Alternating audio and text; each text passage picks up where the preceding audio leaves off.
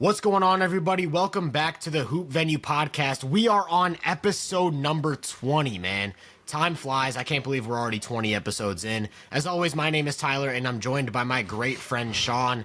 We are coming off of two afternoons ago, one of the best games of the year, the Thunder versus the Celtics, who many would consider to be the two NBA title favorites. I know Sean and myself both have them as the two best teams in the league currently, and Sean's confident in his pick as Thunder at number one. In our last episode, we ranked our contenders, and I was like, Thunder, Celtics, Celtics, Thunder. I can't really decide one or two. Sean was confident in the Thunder, and then the Thunder performed. Without Chet Holmgren, they won by 13 points, defended their home floor, continue to win 15 games in a row. They're 30-5, man. 30-5. Sean actually just rewatched the full game this morning. So, Sean, take the floor. What are some things you're picking up on from that game specifically, and what that says about the Thunder's title hopes?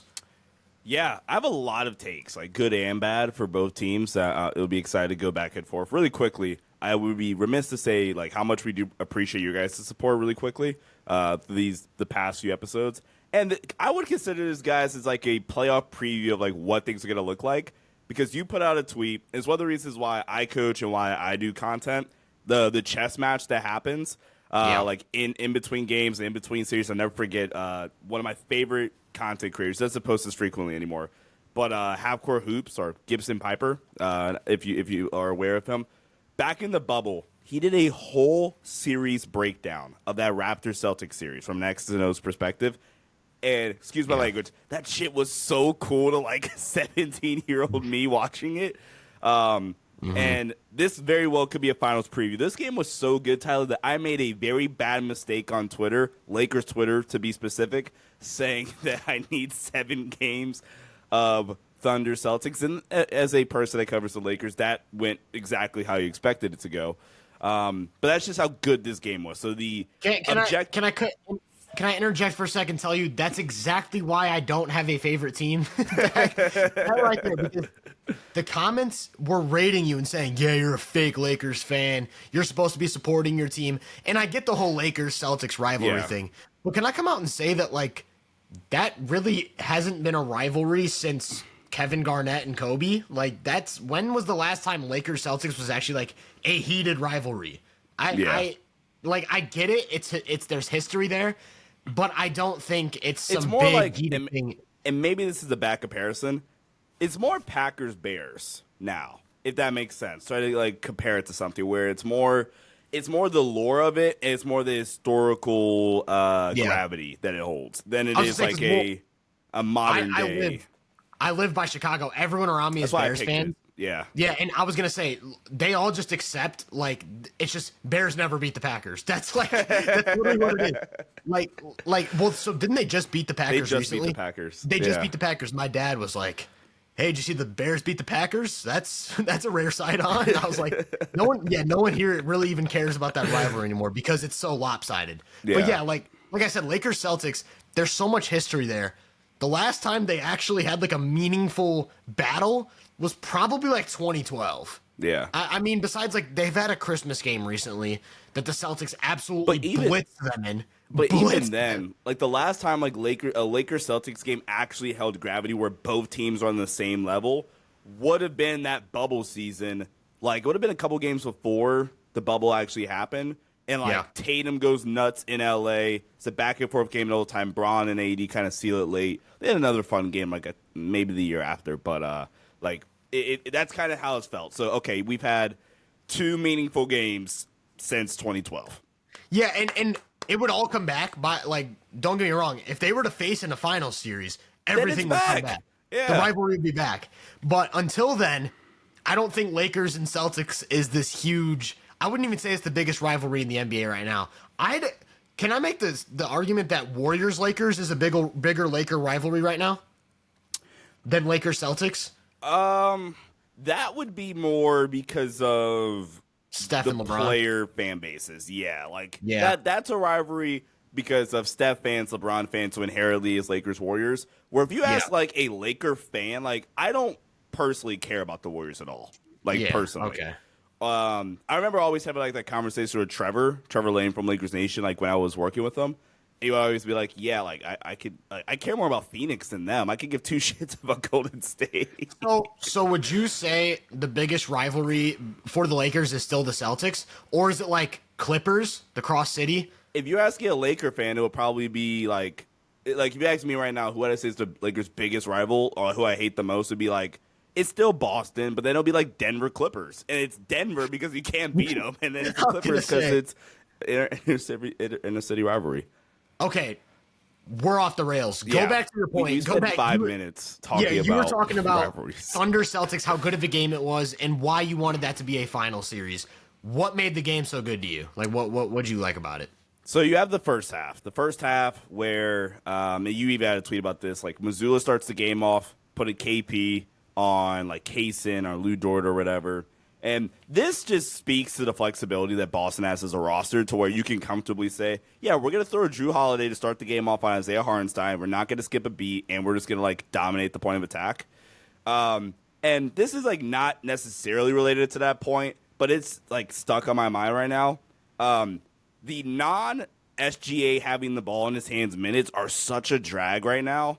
It's tough. Their defense is historically elite to where it almost doesn't matter. But, like, God forbid you go a 90-second stretch where Shea isn't, like, operating and handling the ball the entire time. Yeah. It's a drag watching this offense. And I think Chet coming back, not from a ball handling standpoint will fix it, but in terms of we can reliably – we have another reliable option in terms of, like, generating offense, whether it's a Chet post-up. You have the Chet flares that we tagged that you can go to in early offense. And that just, like – that speaks to as good as J-Dub is. That's just the part where he's still underdeveloped at right now. But going back to Boston, another thing that kind of stuck out to me is particularly in the second half, when OKC made the adjustment, they started switching a lot more switching in the second half. Their backside rotations are still like just stupid. Maybe the best in the league. The best in the league. I'm going to outwardly say it. The best backside rotations in the league, and they're missing arguably their two best defenders. Mind you. This goes back to a conversation we had about how people like pin like Jason Tatum and Jaylen Brown against each other. Is specifically after that finals round. It's like, see, I told you Jaylen Brown's the better player. Okay, the Jason Tatum is so clearly the best decision maker on this team. Like, I do not want to hear a Jason Tatum Jaylen Brown debate anymore. Because, okay, Jaylen Brown had a better playoff series. Might have had even a better playoff run, maybe. But the decision-making and what makes the Celtics offense go, it's very clearly Jason Tatum. He's probably the best non-big in the league at, like, setting those middle-of-the-floor ball screens and then, like, sealing his man off at the elbow or, like, in the at the nail, to where now a Jason Tatum isolation is basically elite offense no matter what you do. On per synergy, isolations including passes, Tatum's generating 1.17 points per possession. Yeah. Like, bro, that's like league best. That's by far the best half-court offense in the NBA. Yeah. And so just like in terms of overall, that's an efficient overall offense, and it's an isolation. That's like prime James Harden stuff. And I'm not saying Tatum's the isolationist that prime James Harden is, but just some perspective on the type of stuff he's able to create one-on-one and how much of a mismatch he is. So in the entire league, since you brought that up, for the entire league, Jason Tatum is in the 90th percentile for isolation efficiency, including pass outs. If we like increase the volume, then Jason Tatum, out of what's like the 30 players in a league that have at least 100 ISO attempts, he's the third best isolation, like points per possession creator in the league. It's Devin Booker, kind of surprising, but you're including pass outs. I kind of understand it. And then Zach LaVine's balling at two, and then it's Tatum. So that's kind of what I want to start the conversation with. Great halftime adjustment by Dagnall, going straight switcher. We're going to guard the point of attack, and then with any like seals from Kristaps or things like that, we'll trust our backline defense and being the best team at getting hands to the passing lanes, disrupting stuff. And the Celtics looked more uncomfortable than maybe we've ever seen them look in that second half, to where they were forcing some stuff, some turnovers, some uncharacteristic Celtics turnovers in that second half, and they were taking legitimately some tough shots. So start the conversation there. Great Dagnall second half adjustment. The Thunder offense can be a real drag when Shea is not operating everything, and then Tatum is like legit still the best player and the best decision maker by far. Yeah, starting with your point on the Shea stuff, I don't even think it's necessarily when Shea's on the bench. It's like when Shea's on the floor, And he does have like the ball. 4 or 5 possession stretches where he's just like doesn't touch the ball.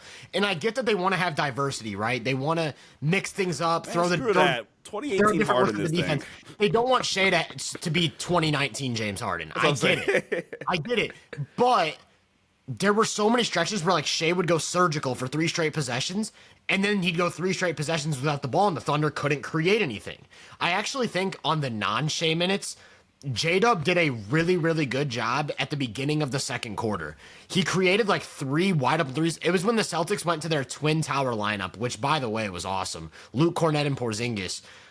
They were one was guarding Aaron Wiggins, one was guarding Case and Wallace, and they were just sinking on everything, just like over helping to the paint every time. And J-Dub created like 3 straight wide open threes, then hit a mid-range jumper, then had a blow by. Like J-Dub played really good at the beginning of the second quarter. So I want to give a shout out to J-Dub, even though he only finished the game with like 10 points. That was a pretty crucial stretch.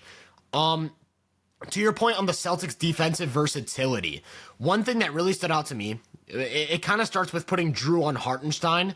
They completely neutralized the OKC's guard-to-guard screens. Yes. That's like a staple of their offense, and it was completely irrelevant in this game, to the point where the second half adjustment by the Thunder was to not have any guards screen for Shea and just have Shea isolated on an open side on his original matchup. Mm-hmm. And, of course, that worked because Shea is just this absolutely he's an assassin. He's an assassin of a scorer, so he's going to get his no matter what. So, yeah, great adjustment by the Thunder there to just abandon the guard-to-guard screens and say, hey, Shea, you dribble onto a wing. We're going to have everyone stack the weak side, and you're just going to isolate from the wing, and you're going to have all the room in the world. That was an awesome adjustment. Another key adjustment, well, actually, this was what my tweet was about. Like you said, they started with Kristaps on Lou Dort, and that worked. It worked really well. The Thunder couldn't really create much in the paint, and they were missing a lot of threes in the first half. So then when they went into halftime, Joe Mazzulla tried to play like Magnus Carlsen moves. He was like, I'm going to think 7 steps ahead. I think they're going to try and adjust to Kristaps on Dort. So on the first play of the third quarter, Kristaps was guarding Hartenstein now. He was like, I'm going to throw them off and see if I can like mess up their adjustment. And it didn't work, but that's like the type of stuff you like to see. The basketball chess match, the game within the game. That's an awesome thing to see.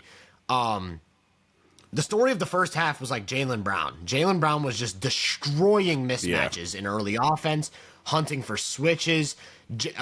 There was also in that Twin Tower lineup, Hartenstein had to overplay the paint, so Jaylen Brown was just driving down the middle of the lane and getting to floaters and stuff. Like, it was easy for Jaylen Brown. But there was one possession from the second quarter that really, really stood out to me. Jaylen isolated Isaiah Joe from the left elbow, and as soon as he started driving, Wiggins came from the right wing with a late double and blindsided him. Yep. And the play ended up in a turnover. And so I know exactly what you're talking about. There were 2 adjustments on Jaylen Brown in the third quarter. One was they moved Lou Dort onto him. I'll say 3 adjustments. One was they moved Lou Dort onto him. Instead of, I think his original matchup was Kaysen. They moved Lou Dort onto him. Or maybe it was J-Dub. It was either J-Dub or Kaysen. I think it was a combo of both, because I think Lou Dort was maybe started on Tatum. Yeah. Yeah. So and they moved J-Dub on Tatum, I think. No, Dort was on Tatum. In the second half. You're saying in the second half? Yeah. Yeah, J-Dub moved on to Tatum, yeah. So they put Dort on Brown. That was the first adjustment. Second adjustment was they switched literally everything, like you mentioned. Isaiah Hartenstein, too. Like, they were switching literally everything. Third adjustment was every time either Jaylen or Jason attacked the middle of the floor, a late double came. And that got the ball out of those guys' hands. They couldn't attack mismatches because they were getting trapped in the middle of the floor. And they consistently made the right decisions, but that's where that rotating ability comes into play. Like you mentioned, their rotations are literally flawless. one of their big advantages is that they run small lineups, so they have so much speed. Like, everyone can cover every inch of the floor in like minimal time. And then their guards can protect the rim. So there was a play you sent me in text. It was like, it ended with Jalen Williams, the big Jalen Williams, not J-Dub, J-Will, closing out to the corner, running a shooter off the line, and then he runs into Shea, and Shea blocks him at the rim. And it's like, what do you do against that? And it all started with that late double in the middle of the floor to get the ball out of either Tatum or Brown's hands. So yeah, coaching masterclass. This is a historic defensive team. Without arguably their two best defenders, like you mentioned, I would say like pretty comfortably their two best defenders, Chet and Caruso. So yeah, I think I'm still a little bit concerned about two aspects of their offense. Like, one you mentioned is the fact that when the ball is not in Shea's hands, things can look a little groggy. And two is I still don't trust their shooters enough. Like, I need to see it still. Get like Cam Johnson. Yeah. For real though, like, they were leaving Lou Dort open all game, and Lou Dort, sure, he hit 3 dagger threes at the end of the game, like huge threes. Yeah. Like 3 in a span of like 5 possessions. But he started the game 1 for 10.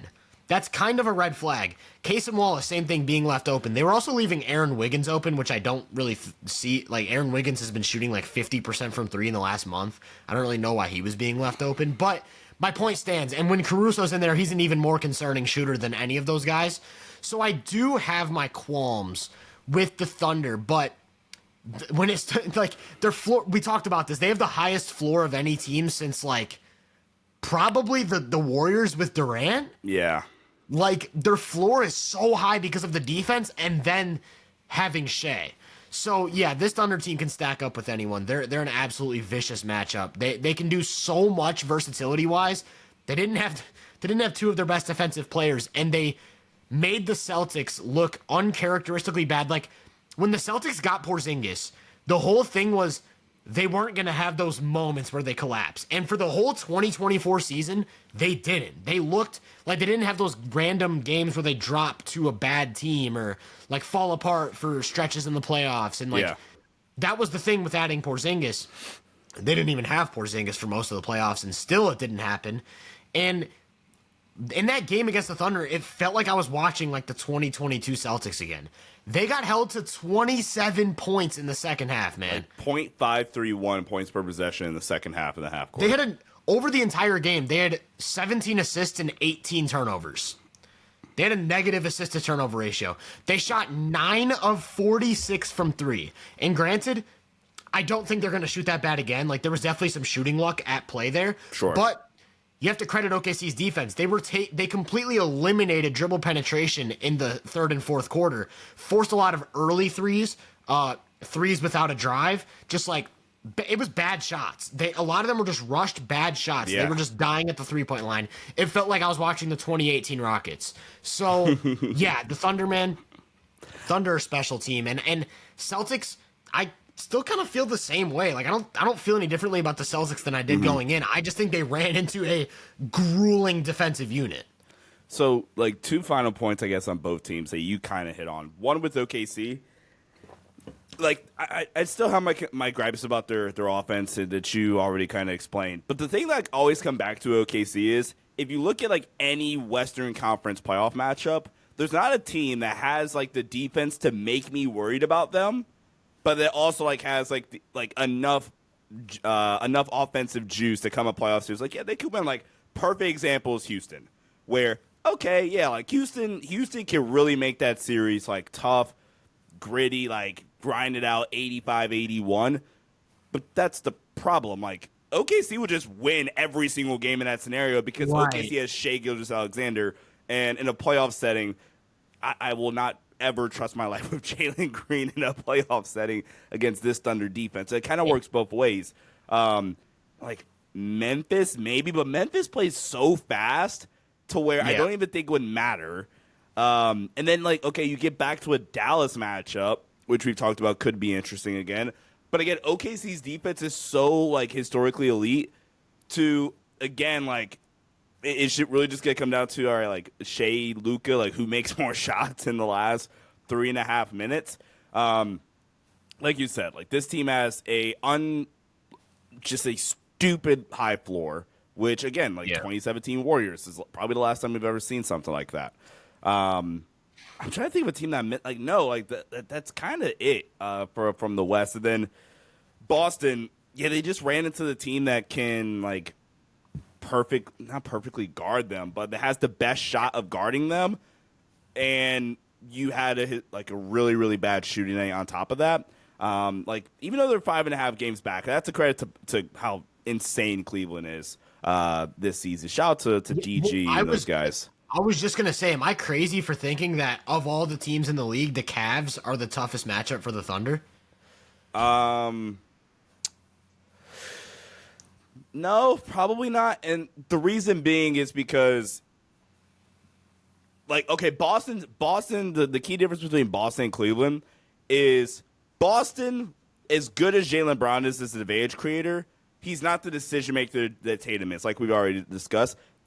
Cleveland has two of those guys in Donovan Mitchell and Darius Garland, while also having two just insane rim protectors that could shut off driving lanes and force you to say, all right, like the paint's going to be packed. Kid Case and Wallace hit 3 threes to win you this game or whatever. So I can see the vision. And then they can switch everything. Yeah. Because, dude, Shea, Mobley would probably end up guarding Shea for most of the game. Yeah. Which would just be that'd be a movie. Nasty. That'd be a movie, dude. Now, counter argument is you can say that Boston is probably still the best matchup for Cleveland. Yeah. So that's where it comes to all right. Yeah, man. I can't wait for the playoffs, man. I can't wait for the playoffs. You have anything else on the Thunder Celtics, or you want to move on? We can move on. All right. Moving on. Kawhi Leonard is back, man. He is back. Kawhi Leonard is back. I admittedly have barely watched the Clippers since he got back. I know. Which is weird because I'm a huge Kawhi guy. So I can't really make a statement on how he looks or what to expect yet. So I'm sorry, this is bad podcasting on my part. But they play Denver tomorrow night. That'll be fun. Yeah, I just really wanted to shout him out, man. Kawhi Leonard back in the game. In his first 2 games, he scored 12 points in 19 minutes and then 8 points in 21 minutes. 4 of 11 shooting, 3 of 11 shooting. But the 3-point shot's been falling. So yeah, I don't know. I don't really have any strong takes on that yet. What I do really like to see is the lineups that the Clippers are putting out with Kawhi. I think in both games they started. No, actually they had a different starting lineup. I don't know. Let me check real quick. I know in one game last night it was Harden, Dunn, Powell, Kawhi. That's it. Yeah, so that's the one. So I just want to throw out there how nasty of a defensive lineup that is, because Zubats is not the best or maybe even elite tier, but a really, really good drop big, and he's maybe the best defensive rebounder in the game right now. If not, he's top 3. So you have a guy who's stacking just boards. Yeah, he closes possessions guaranteed. Kawhi, I still want to wait and see how he looks, but even the last year's version of Kawhi, he doesn't have the foot speed to defend at the point of attack anymore. But in terms of just matching up with wings and forwards, because he's a brick wall, and then he's got that freaky wingspan that's always going to allow him to get 2 steals. Yeah, or even as a help defender. He's a Kawhi really, really good help defender. is still just a quality defensive player, no matter how you slice it. And then Chris Dunn, man. Chris Dunn is if all defensive teams were still positional, he'd probably be a first-team candidate. Chris Dunn at the point of attack just completely warps offenses. That trio, and then you can go Derrick Jones Jr. off the bench as another freak athlete, wing stopper, point of attack option. I don't think James Harden's a good defender, but he makes up a lot of ground on some of these other weaker defenders by being a really good defensive playmaker and also not being a mismatch. He's 6'5" with really long arms. He's really strong. So you can kind of throw him on 3s, 4s, and he's fine. He's perfectly fine. He can switch. So yeah, he can't get around screens, but he can switch. So you don't really have to worry about dribble penetration. And then he makes a lot of plays on the ball with his hands. So their defensive floor is really high. They're a really good defensive team, one of the better defensive teams in the league. And then barring what Kawhi looks like on offense, that gives you 4 legitimately strong scoring options. Like Harden isolation and pick and roll stuff. We've talked about that multiple times this year. Norman Powell off-screen stuff, spot up shooting, attacking closeouts. Awesome. Also Norman Powell in transition. Awesome. Zubac's post-ups, pick and rolls, really good scoring option. And if you just get a fraction of what Kawhi was last year, that's like a top 10 isolation player on the planet. So, yeah. Clippers, man, I still need to see how Kawhi looks, but they got something special going. I want to attach to the last point you said and kind of revisit a conversation that we had back in the preseason about this Clippers team, where my problem with the Clippers team heading into the year was that I felt like they kind of had one way to beat you, and that was I remember that being my point, where it's like, okay, cool, it's gonna be hard and pick and roll 70 times tonight, not literally 70. That's like absurd. Yeah. And if you switch it, all right, you kind of neutralize them, I thought, right, heading into the year. And a part of me still believes that to a certain extent, to where I'm not playing drop with Harden. I'm not putting 2 on the ball. Like, okay, cool, he's going to give you 4 turnovers by putting 2 on the ball, but he's going to have 17 assists. So great job, everybody. But the emergence of Norman Powell, to where I hate the most improved player award now.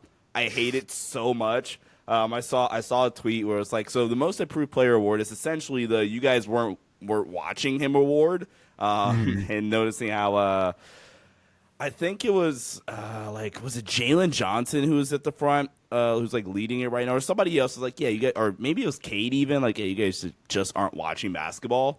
But Norman Powell this season, he's even been a pretty good like pick and roll scorer. 1.145 off screen points per possession, 77th percentile. Actually, instead of like running off all the numbers, 84th percentile transition score, 86th percentile spot up score, 73rd percentile pick and roll score, 77th percent off screen score, 82nd percent handoff score, dribble handoff score.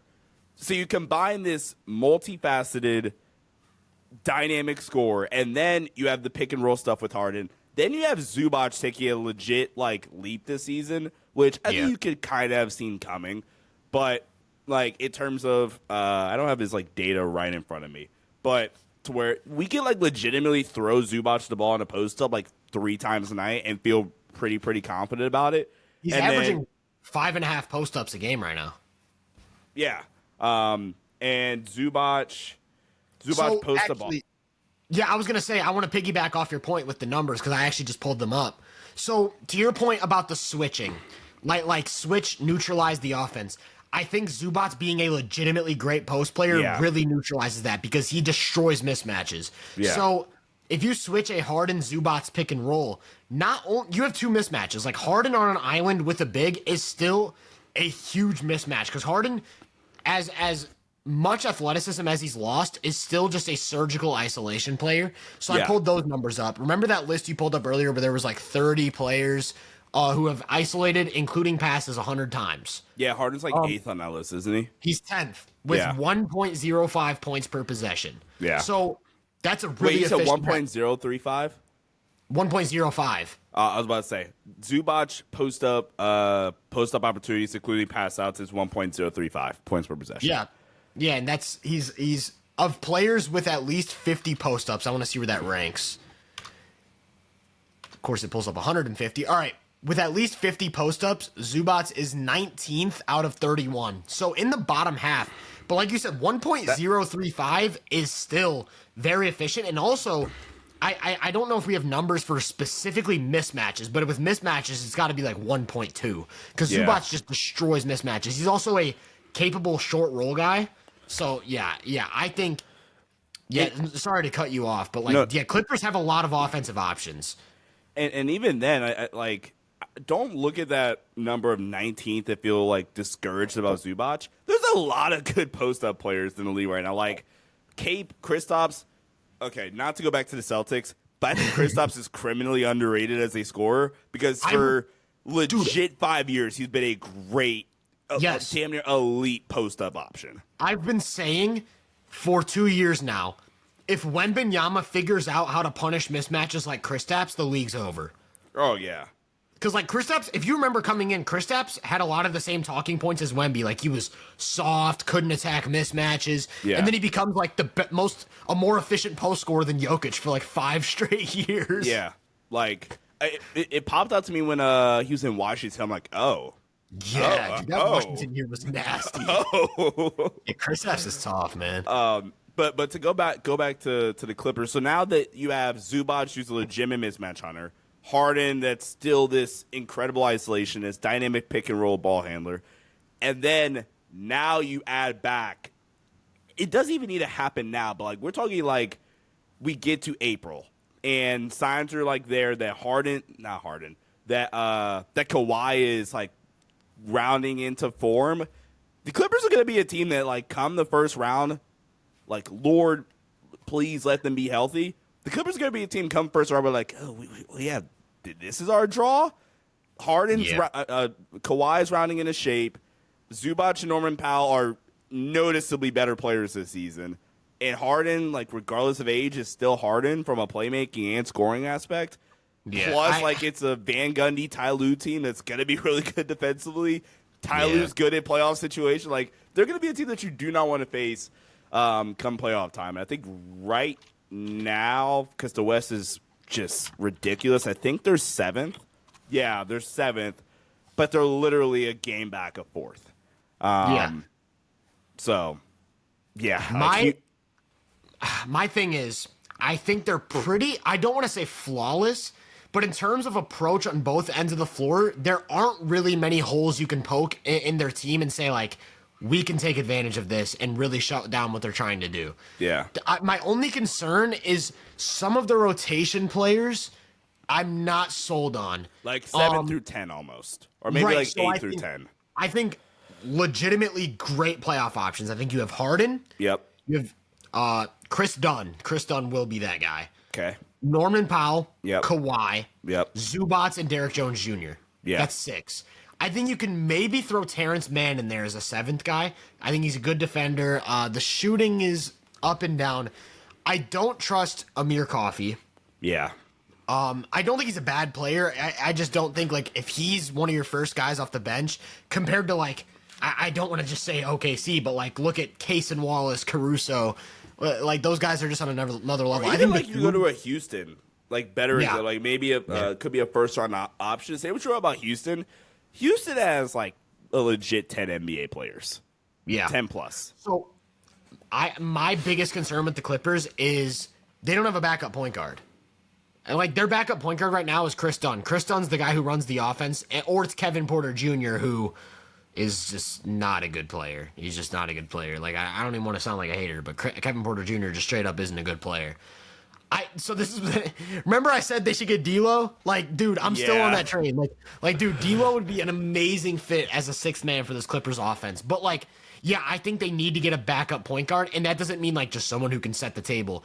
I think this team is a, like, backup dynamic point guard, like, at legitimate threat to create a way from being a legitimate contender, like a legitimate title contender, barring how Kawhi looks.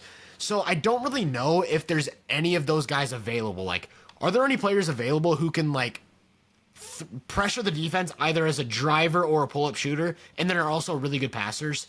Like, are any of those, besides D'Lo? I don't even know if the Nets are going to trade D'Lo. I mean, you know, I had a name until you said the passing part. I've been talking about him a lot. Colin Sexton. Yes, Sexton.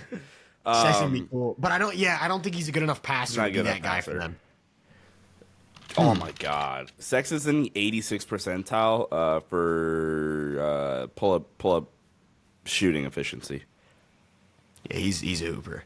I'm looking at Basketball Index's list of playmaking talent right now, and I'm not really seeing many guys. Like, I don't really know if that guy exists. Like, Ty Jerome.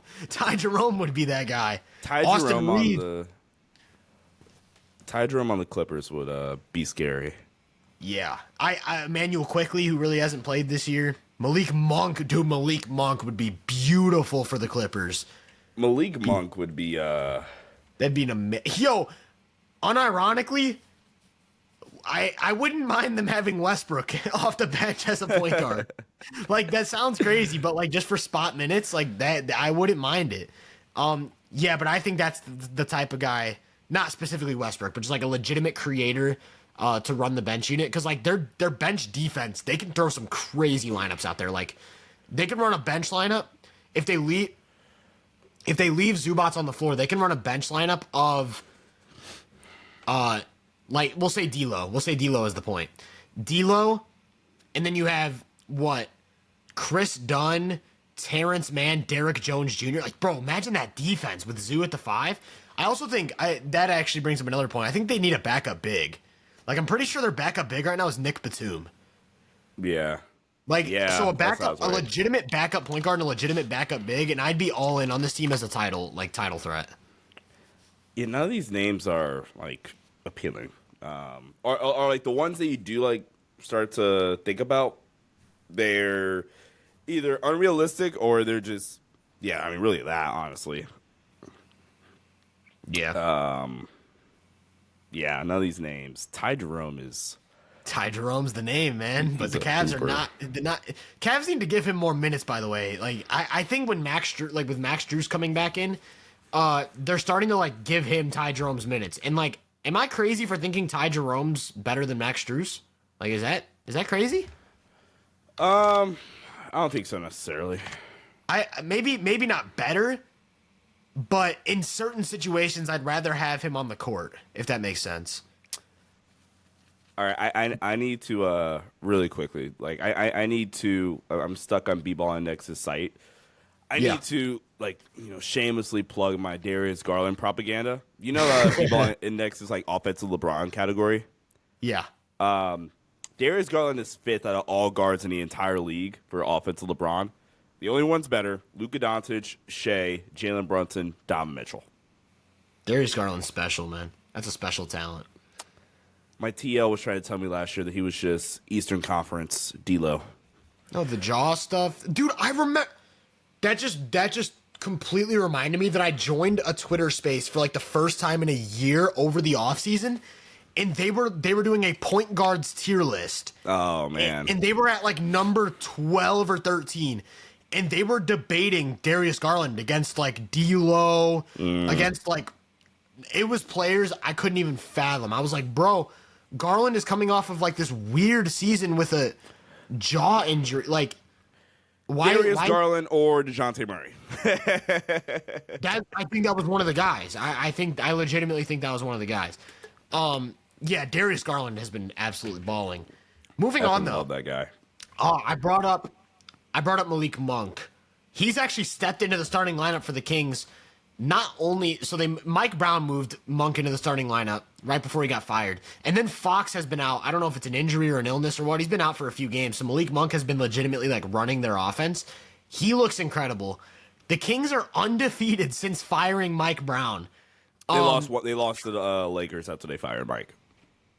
Okay, so they're 5-1. Or wait, okay. So was it the same night? Oh wait, no, never mind. It had to have been before they fired Mike Brown. Yeah, all right, Maybe my not. bad. I don't know. Ignore me. They're either 5-1 or 5-0 since firing Mike Brown. I'm not sure. Now you've got exactly. They're playing good. That's the thing. They're playing good. They just had a crazy double OT win over the Heat. They blitzed the Warriors by 30 points. They beat the Grizzlies. And it's crazy because now I'm looking back. I didn't necessarily think the Mike Brown firing was the solution at first. But if he was literally the only thing standing in between Keon Ellis and like 30 or 40 minutes a night, then the firing absolutely needed to happen. Because Keon Ellis is breaking out, and he's a complete game changer. Like, all of the data was there before the Mike Brown firing. There was so much evidence, if you looked at the lineup data, that basically every time Keon Ellis was inserted for any one of the players into a lineup, it just became drastically better, and it became an elite defense. So now Keon Ellis is starting. He's playing over 30 minutes. He had 48 minutes last night. And what do you know? Over the last 5 games, the Kings have the number 6 defense, and they haven't lost. Keon Ellis If you just watch the guy on any given possession, watch his activity, watch his length, watch him disrupt everything as a chaser at the point of attack away from the ball. He's one of the best defensive players on the planet. That's just straight up the only way you can describe him. And for a team that desperately needed that type of defense, I can't fathom why he wasn't playing. Because it's not like he's this nothing offensive player. He can dribble, he can shoot, he can pass. I don't get it. So Keon Ellis, that's where I want to start the conversation. Absolutely breaking out for a Kings team that seems to be turning a corner. And yeah, man, what are your thoughts on the Kings recently? I'm glad that you had your sermon. I was really quickly scrambling it to find some data here, or to pull up my data rather. For this has just been something we've been talking about like all season with Keon Ellis and with the Kings. Like why do we decide to not play players that this obviously makes sense? And fit desperate needs for this team. So far this season, overall in the year rather, any lineup that features Keon Ellis that let me include. Let me take off garbage time players. Take off Kobe Jones, Isaac Jones, Isaiah Crawford. Are you looking for the overall net rating? No, I'm pulling up just without. Hold on. Because I just pulled up play-by-play stats and I excluded garbage time minutes. And this stat might blow your mind. With Keon Ellis on the floor this season in 720 minutes, the Kings have a plus 10.7 net rating. What's their defensive rating? 111. 111 defensive rating. So 111 right now, 111 defensive rating would be good for the 11th best defense. So 111 defensive rating plus 10.7 net. With him off the floor, 963 minutes, negative 3.9 net with a 116.7 defensive rating. Which would be the 25th best defense. Yeah. So playing Keon Ellis just makes all the sense in the world. It really helps out a guy like a Keegan Murray too, who kind of previously was getting stretched all over the place, and it sucks that Keegan Murray's just forgot how to shoot these past 2 years, especially how good he was at Iowa. I don't feel like we've seen any of the offensive bag that he kind of showcased. They kind of showcased at Iowa. But now Keegan Murray, instead of being relegated all over the place, Keegan Murray is your wing stopper. He's your wing stopper, clearly. Yeah. Keon Ellis is your point of attack guy, clearly. So now when this team gets back, De'Aaron Fox is a guy that will have lapses defensively. But if De'Aaron Fox is locked in defensively, he's legitimately a pretty solid defender that can kind of wreak some havoc, that can be a defensive playmaker. So really good defensive playmaker. You have him, Keon Ellis, as your point as your point of attack guys. Keegan Murray is your wing stopper. Keegan Murray, for how bad he's been as an offensive player, I think legitimately now for 2 seasons, or not even bad, for how incredibly mediocre he's been as an offensive player for 2 seasons now. He's a really, really good defender. Last season, as bad as mediocre as he was offensively and kind of took a step backwards, he took a massive leap defensively last season. It's kind of continued into this season. To where, okay, cool, that's our trio.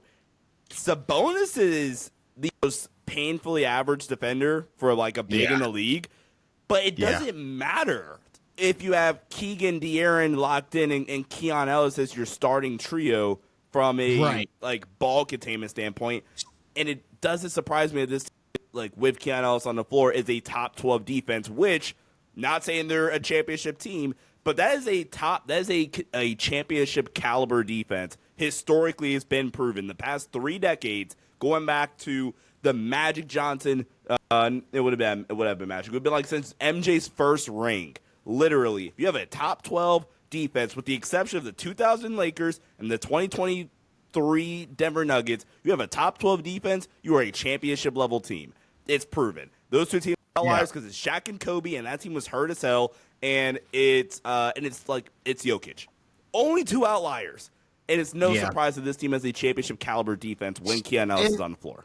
Sabonis, his biggest weakness as a defender, I would say, is his rim protection. He doesn't have long arms. He's not super vertical. So when players get to the rim against him, they can score over him. It's not that tough. I'd say he's not maybe a worse rim protector than Jokic. Like those two are pretty weak rim protectors, both. Sabonis, however, doesn't get enough credit for being a really good hedge big and just having good foot speed. Jokic didn't either, especially that title run. Jokic is a hedge big. That title run was legitimately really good. So Sabonis has really good foot speed for his size. He can move and he can even switch a little bit. So Sabonis being a good... you can construct the type of defense around Sabonis where dribble penetration doesn't happen. And if dribble penetration doesn't happen, you don't have to worry about Sabonis as a rim protector. So like you said, with Fox, Ellis, Murray, kind of they can just seamlessly switch between each other, guard whatever position, contain the ball. Now you just need Sabonis to kind of like hold his own. Like in the post, he'll be fine. On hedges, in ball screen situations, and drop, he'll be fine. Just don't let the ball get to the rim with an advantage, and you don't really have to worry about Sabonis as a defender. Then his strengths can take over, like the fact that I mentioned that Zubac is a top 3 defensive rebounder. So is Sabonis. Sabonis is a legitimately amazing rebounder. Keegan also took a leap this year as a rebounder, so they've been able to committee crash a little bit. I think I agree with you. Like those 3... and then Sabonis as your big. Like, that is a perfectly fine defensive structure. And also, I want to say, like, DeRozan, to me, isn't a terrible defender when he's asked to just roam. Like, he has really good instincts as a helper. He's good at making plays on the ball. He's active and aware. He doesn't really have a bunch of breakdowns. Like, DeRozan's a very limited on-ball defender. But when it just comes to, like, behind the play, I need you to tag a roller, or I need you to close out. Like, DeRozan's fine, and that's exactly how the Bulls were using him when they had Caruso and Lonzo together. Like, for those 30 games or whatever, DeRozan was the free safety, and the Bulls had the number 1 defense. So, yeah, I think DeRozan's fine. I think Sabonis is fine. I think those 3 gives you a lot of flexibility.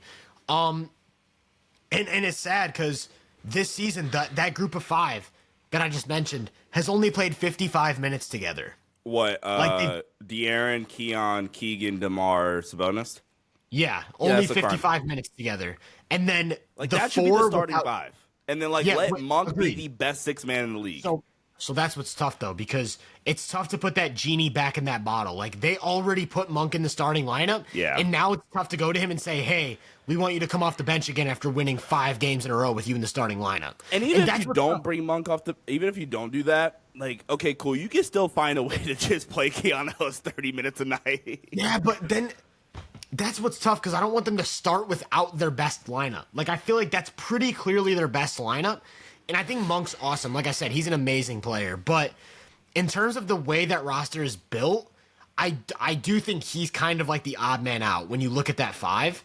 And that's tough. But even like if you exclude DeRozan and just look at Fox, Ellis, Keegan, Sabonis, the 4 that you were talking about, even they've only played 117 minutes. Like they've barely gotten any run together.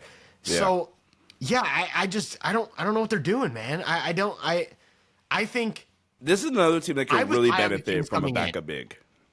Yeah, I was high on the Kings coming in. Well, or just play Alex Len, man. Alex Len is fine. Play Alex Len. I was high on the Kings coming in, higher than most after the DeRozan trade. Yeah. And my big thing was I fully envisioned Keon Ellis as like a 34-minute per game player because they looked really, really good at the end of last year when Keon started actually playing. When he started playing, he entered the starting lineup, and they immediately became a top 10 defense the rest of the year. And that was the vision I saw. I was like, they're going to have a top 10 defense, and then they're going to plug DeRozan into this formula. And then Keon Ellis was just banished to the shadow realm, didn't exist for half the season, and then they fell to like 13 and 18 or whatever. And then it was like, oh, the Kings should have never traded for DeRozan. All this stuff. My boy Legend of Winning was running his laps on the timeline, man. But it's crazy. Keon Ellis starts playing, and all of a sudden, all of the issues are kind of fixed. So, yeah, it was really weird to me. But, like, I look at the rotation, right? I think, ideally, you have Fox, Ellis, DeRozan, Murray, and Sabonis as your starters. That's your 5. Monk as your 6-man. That top 6 is really good. That is a really, really good top 6. I think Kevin Huerter is the weird one because he took a defensive leap this season and then forgot how to shoot. So if he just remembers how to shoot, that as your 7th guy, I feel fine about. I feel fine about Kevin Huerter as my 7th guy. And then, like you mentioned, a backup big is kind of, and also another versatile wing, I'd say. So, like, I think their 7 is okay. I'd like to see a legitimate backup big. That could just mean playing Alex Len. Like I said, like I think Alex Len's a good backup big for like spot minutes. If you're gonna play Sabonis 36 minutes a game, give Alex Len the other 12. That's totally fine to me. And then another versatile wing, like if they had like a Derrick Jones Jr. type, for example, I think would be an awesome fit. But yeah, like Kings top 6 with Keon Ellis getting like 30 minutes a game.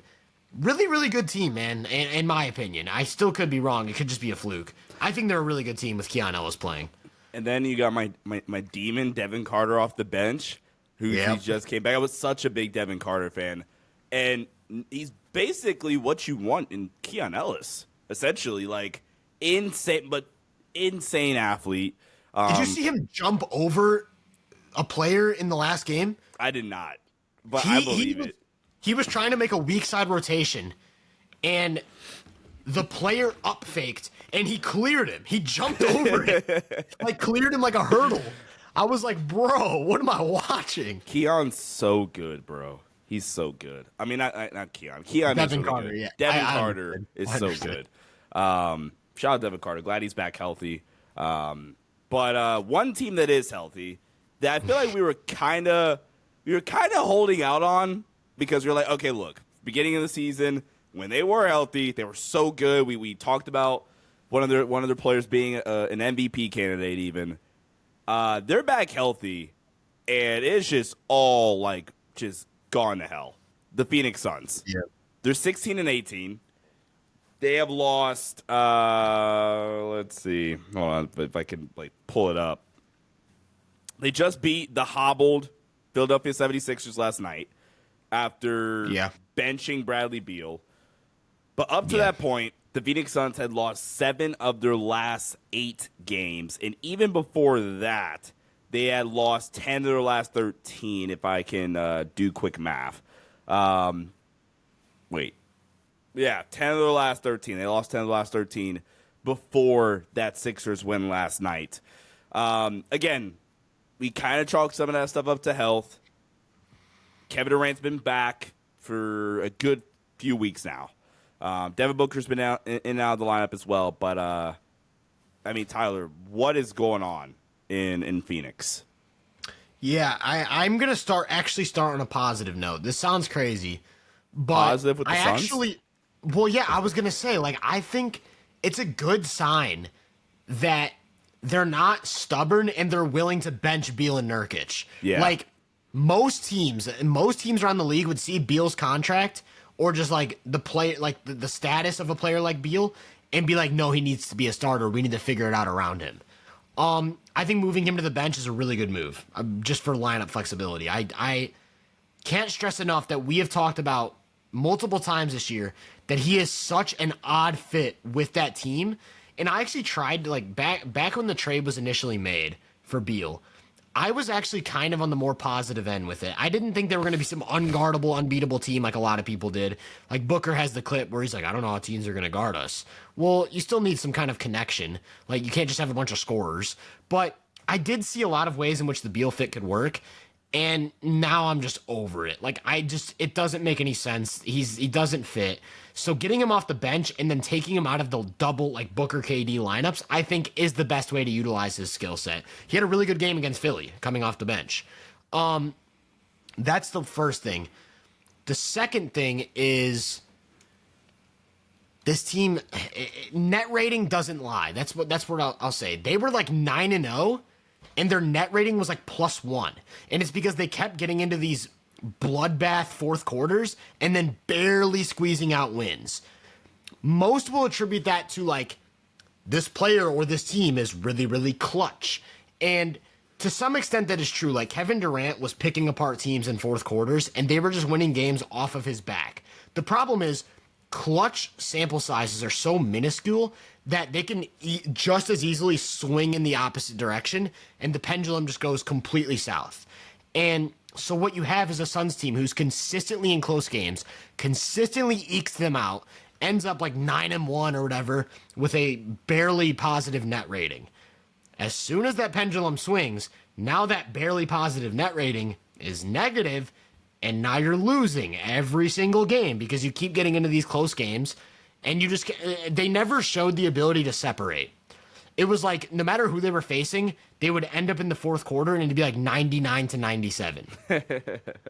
If you can't separate, you can't contend. It's just that simple. That's why real contenders are always the top teams in net rating. I can't stress enough how much more important net rating is to project a team's capability than wins and losses. It's just so much more important, and that's also why, like, just to shift gears a little bit, why in the MVP conversation, I think on-court net rating is more important than the team's record. Because not only are you accounting for bench minutes, you're not accounting for how much separation these guys create on the scoreboard. Like, Shea has like a plus 18 on-court net rating this season. That well overperforms even just like a normal, like, 68-win team. So, yeah, I think my two takeaways from right now are, like, I'm glad that the Suns aren't being stubborn. One thing, though, Grayson Allen's, like, out of the rotation. That makes no sense to me. Like, he was critical to their success last year. So that's a little bit weird. But, like, yeah, one thing, I'm glad that they're not being stubborn. Second thing, the net rating doesn't lie. The Suns were always bound to like, swing in the opposite direction. And I think we kind of looked past that the last few times we talked about them. Yeah. I want to read off some lineup data for Clean the Glass for you right quick. These are the top 4 lineups this season for the Suns that have included Kevin Durant and Devin Booker, but have not included Bradley Beal. All right. First 147 possessions played. Tyus Jones, Devin Booker, Royce O'Neal, KD, Yusuf Nurkic. 147 possessions. They're a plus 33.9. Wow. Stupid. Next lineup, the same exact lineup, replaced Royce O'Neal with Ryan Dunn, 54 possessions played, plus 17.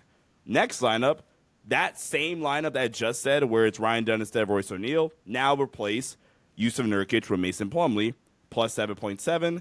And that's the lineup they started with against Philly. Yep. And then that same exact lineup, but replace Royce O'Neal.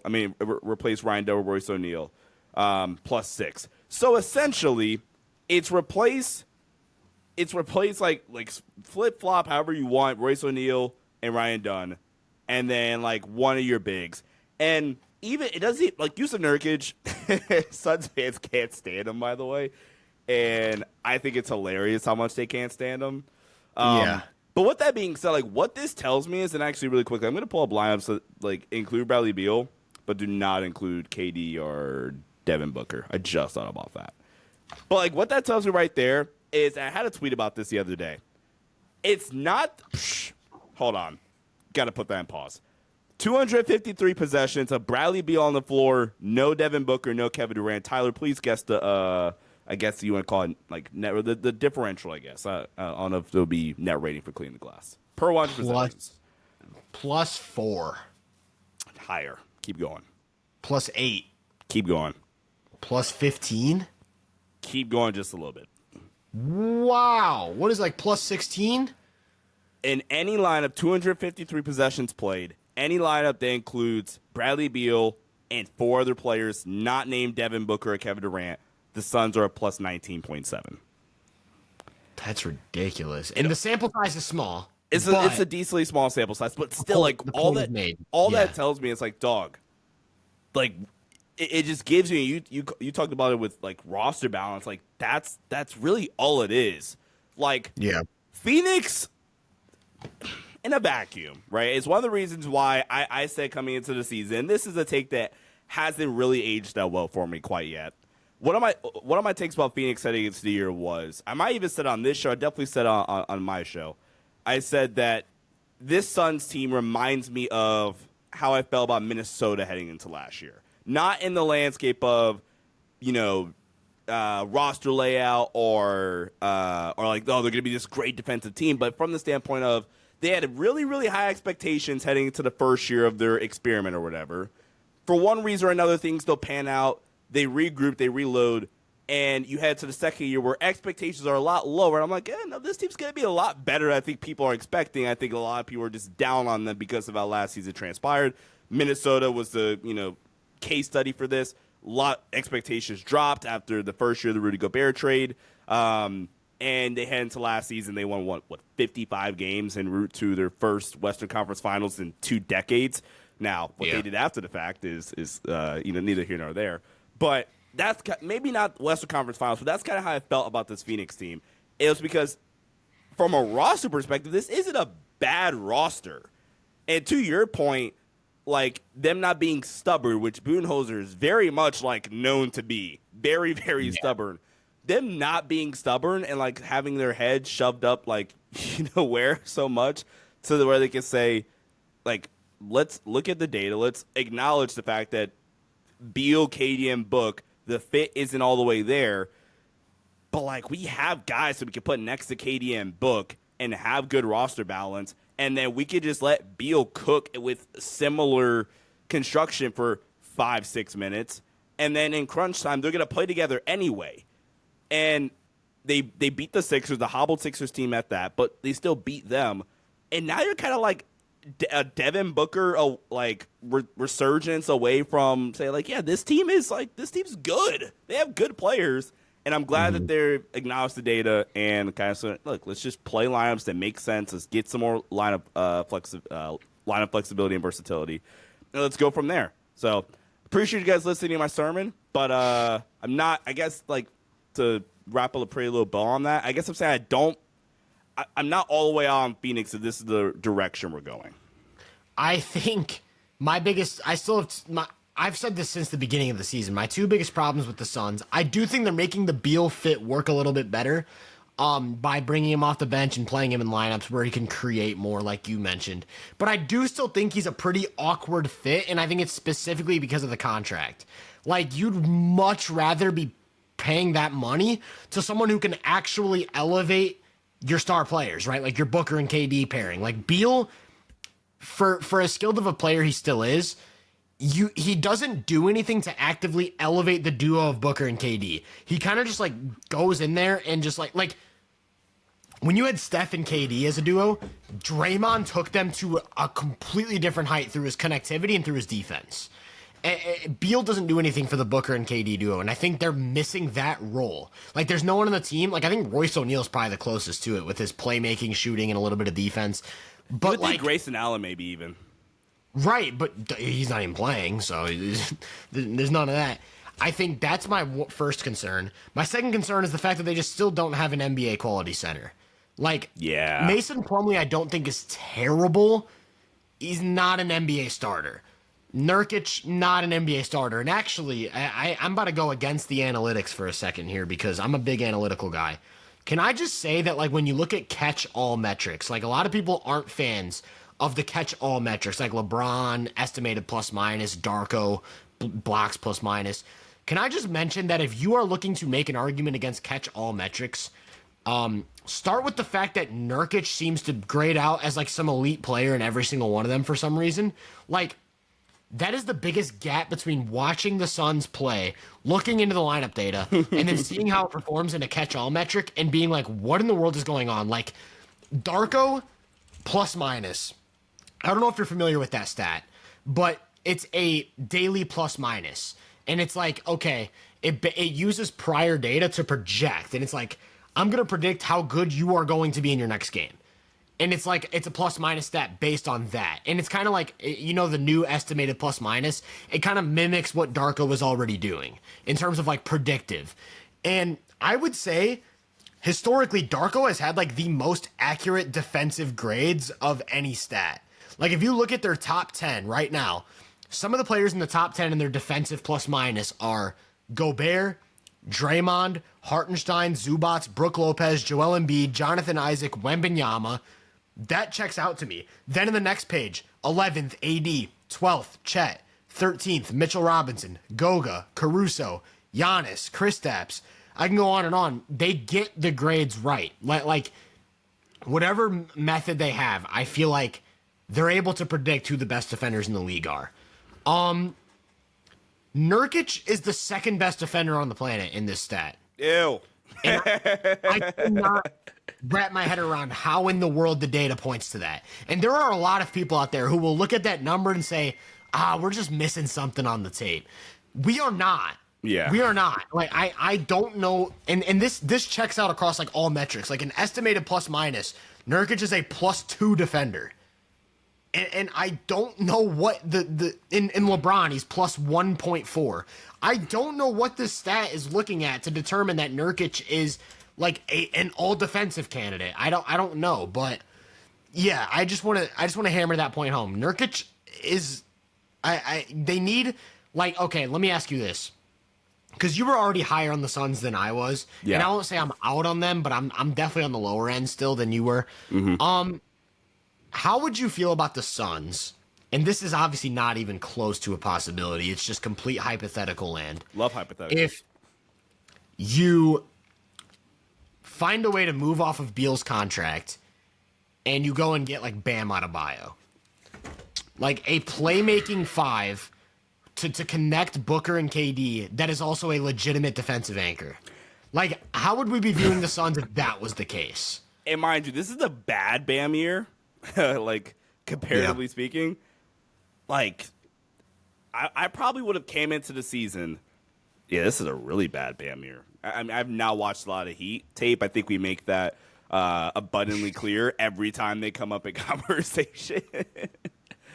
And the Jimmy saga just makes them annoying. Right. It makes them more like it. As a matter of fact, alienates me even more from watching Heat games. This sucks. The only thing balling. I'm gonna say the only thing that's keeping me attached to the Heat a little bit is Tyler Hero season. But to get back on track, if you had told me heading into the year that like they do that, they get Bam Adebayo or whatever in here, whatever it takes, I would have probably put Phoenix in my like top of tier 2. Like heading in the year, it was very clearly for me OKC and Boston. I wouldn't have put them in that tier, but they would have been right at the top of like that. Yeah, no, this team, if everything breaks right, that's not even the everything breaks right too. This is like legit like title contender. They were tier 3, which is for me if everything breaks right scenario they can do it. They'd be at tier 2, where it's this team can win a title, just like you might have to run into OKC or Boston. So that would make their rotation, their playoff rotation.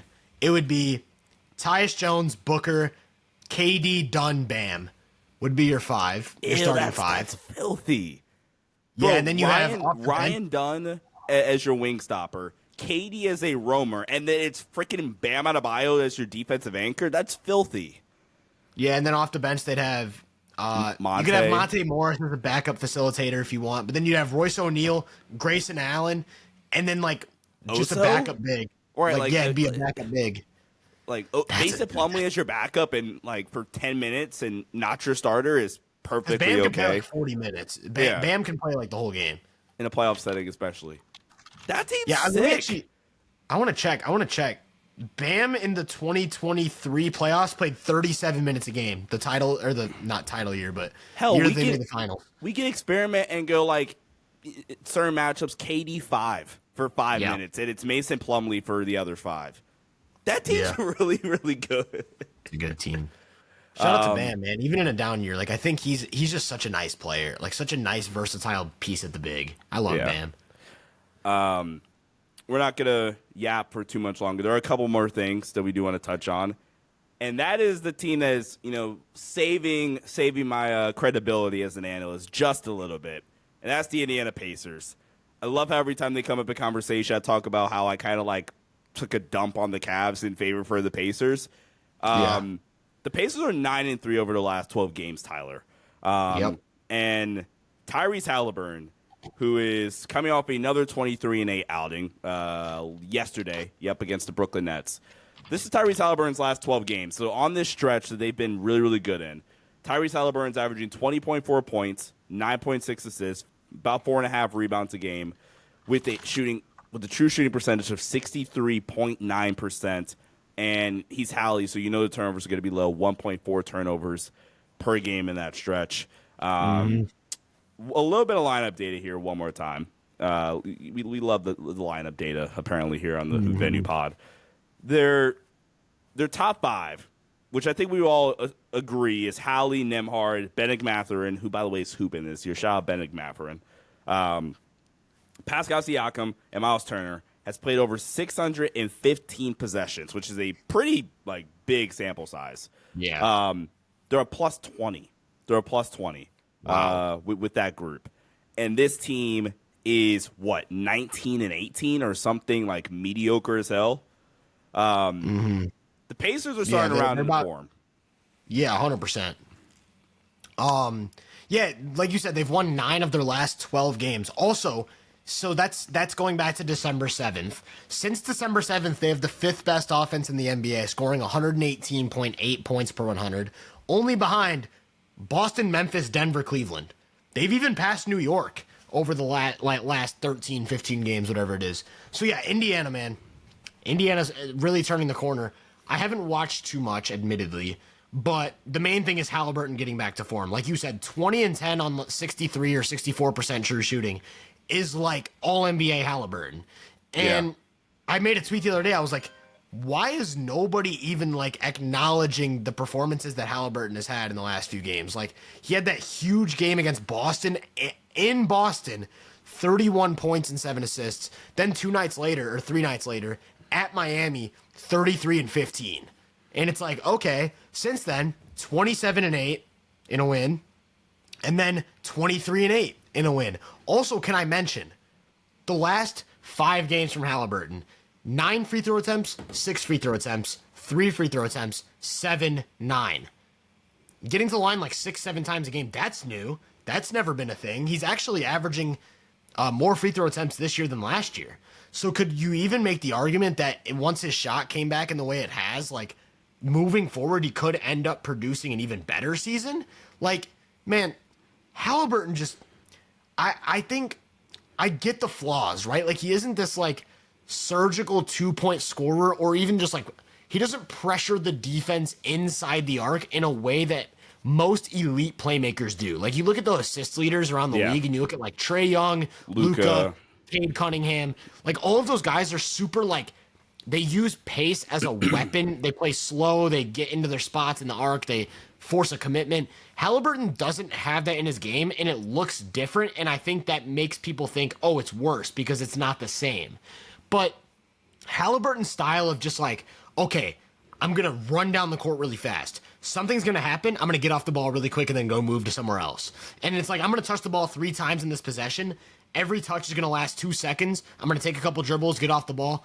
And it's the Pacers offense is functioning at its highest level when Halliburton is consistently getting off the ball quick. Yeah. It's not about Halliburton. We need you to spam pick and roll. We need you to surgically pick apart the defense. No, we need Halliburton to run down the court, come off a quick ball screen, pressure the defense as a pull-up shooter, and then get off the ball. And Halliburton is the best in the league at doing that. He's the best in the league at doing that. He's a perfect decision maker in transition and in the half court. And he gets a boatload of hockey assists that don't even show up on the stat sheet. You look at 9, 10 assists per game. He gets so many extra pass assists, maybe more than any other player in the league. That's why you love the including passes situation. That's why you gotta love that Sergi does that. Not to cut you off, but keep going. No, I do have a stat for you. Yeah. But keep going. I'm glad you brought that up. And so yeah, I think Halliburton getting back to form just takes this offense to a completely different level. And he is just himself. I think he needs to get more credit. I'm glad that we're taking some time to acknowledge his play. I also think Siakam's been having a great season. I think Turner's been having a down year, but turning it around a little bit. I think the Pacers are a competitive Eastern Conference playoff team at this point, and that's why it's pretty interesting that they're actually really engaged in the Cam Johnson talks.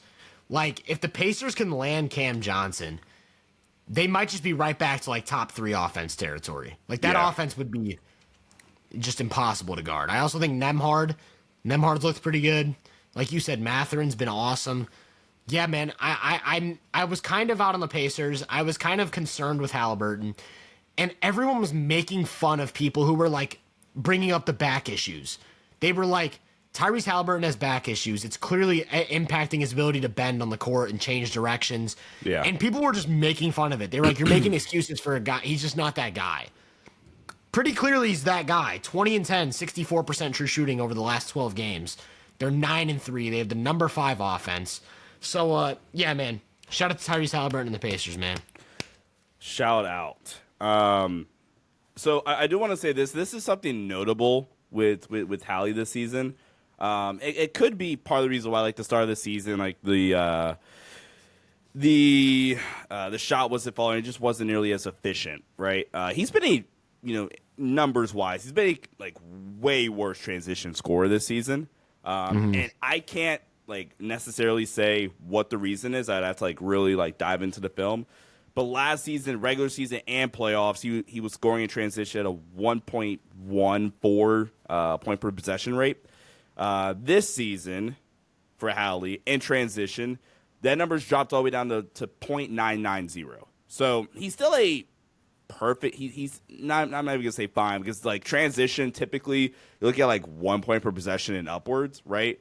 Anything less than like 1 point per possession in transition is pretty bad. But he's still arguably, and this is a tough statement to make because you have Luka, you have Trey, you have Jalen Brunson, you have all these incredible pick and roll operators in the league. But yeah, like I said, Tyrese Halliburton is better than anybody at like high volume playmaking, limiting your turnovers. Tyrese Halliburton, there's 66 players in the league that have had at least 200 ball screens or pick and rolls, including pass outs this season. Tyrese Halliburton is number 2 in efficiency, 1.195 points per possession, which is stupid. That'd be easily the best offense in the league. Number 1 is Malik Monk. So shout out Malik Monk. Going back to that Kings discussion. Monk, man. What a hooper, man. What a hooper. Number 3 is Darius Garland. So yay, Sean Davis, Darius Garland propaganda. Yep. But Tyrese Halliburton is the best in the league.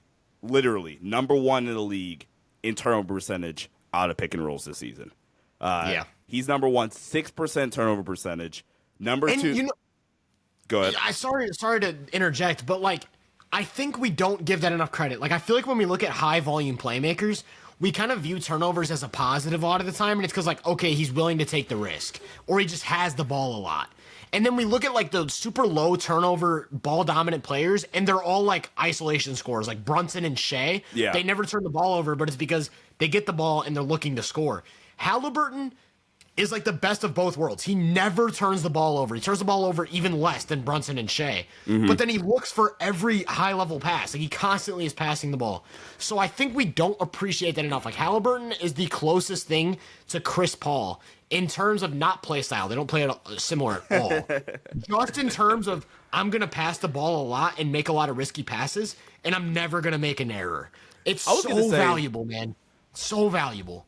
The thing I said in the summer a lot was I think the difference between like Hallie and Trey is that I love the football comparison. So for any listeners, I hope you guys are football fans because if not, this reference might not make any sense. But I compared it to like Josh Allen, Justin Herbert, right? Where Justin Herbert can equally make every single pass that Josh Allen does every single time if he wanted to, right? Josh Allen they both have like probably the 2 strongest arms in the league, right?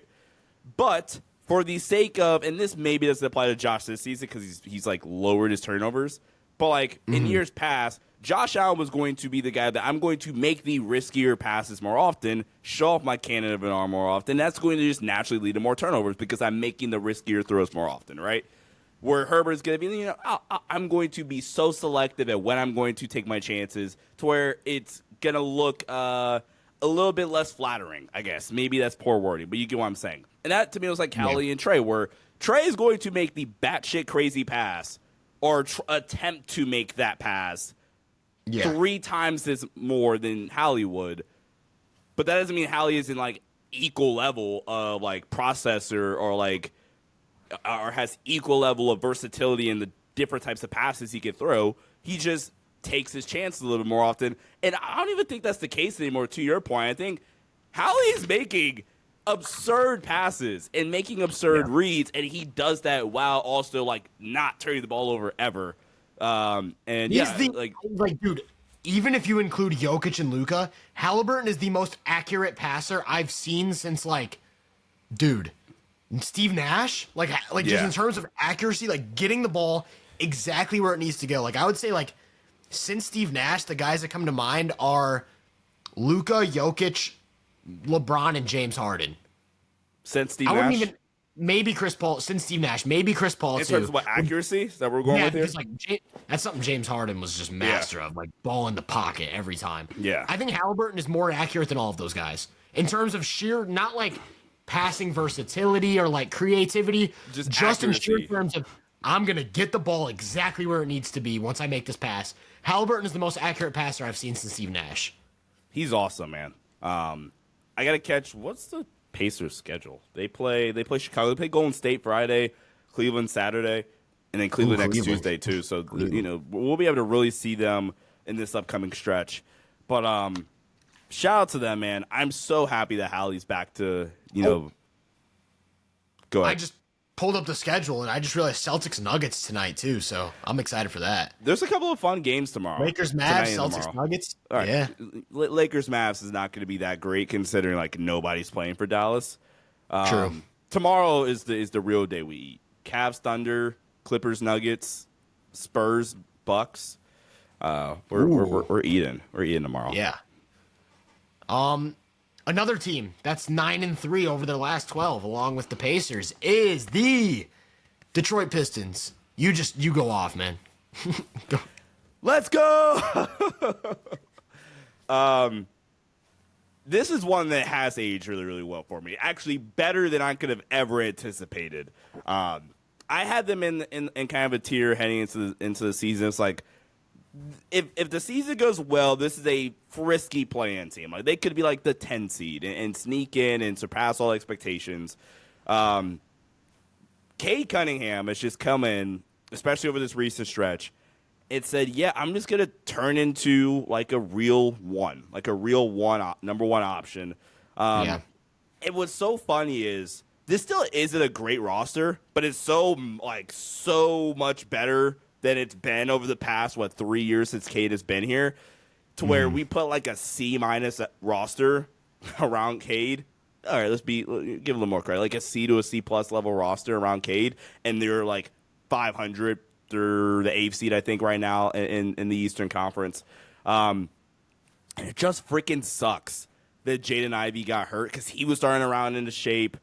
Malik Beasley has been, he's streaky, but he's been exactly what you could have asked for anything more from Malik Beasley than what they've gotten so far this season.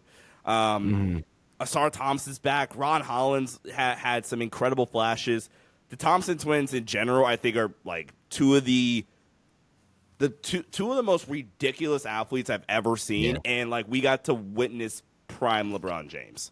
Like that's how. I think I forget if it was you that tweeted this out or somebody else, but I think it was Steven Adams talking about Amin Thompson.